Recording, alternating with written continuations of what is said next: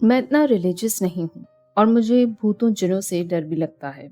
इसीलिए मैं हमेशा ऐसी चीज़ों से अवॉइड करता हूँ कि मैं नहीं चाहता कि ऐसा कुछ एक्सपीरियंस करूँ। लेकिन खैर 2007 में मैंने कुछ ऐसी चीज़ें महसूस की जो मेरे लिए नाकाबिले यकीन थी।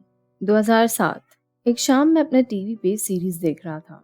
मैं घर पर अकेला ही था और जब रात के 3 बजे तो मैं अपने बेड पर सोने लेटा। जैसे ही मैंने सर रखा तो अचानक से मेरे घर के सारे दरवाजे खिड़कियां सब एक साथ खुल गए और खुल बंद होने लगे।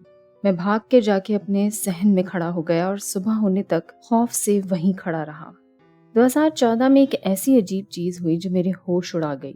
मेरे बुक शेल्फ से बुक्स निकलकर खुद ही फर्श पर जा गिरी और उसी लम्हे मेरे सामने रखा पानी का ग्लास जोर से फटा।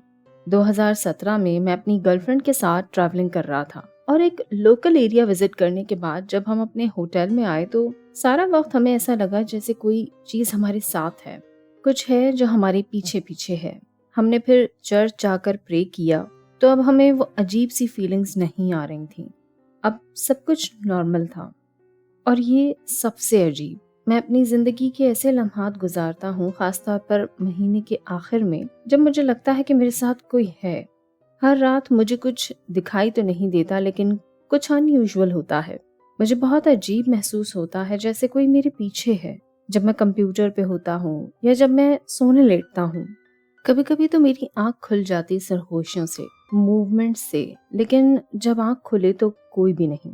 ऐसा सिर्फ तभी होता था जब मैं अकेला सोता था, यानी मेरी गर्लफ्रेंड जब साथ होती तब ऐसा कुछ नहीं होता था।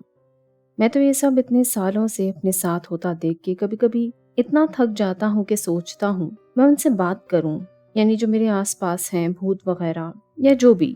लेकिन फिर सोचता हूँ कि कहीं ऐसा ना हो मैं उन्हें अपनी जिंदगी में आने की खुली दावत दे दूं और वो जाए ही ना।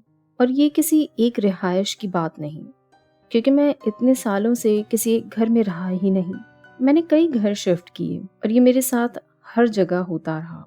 तो मैं किसी घर को कसूर नहीं दे सकता।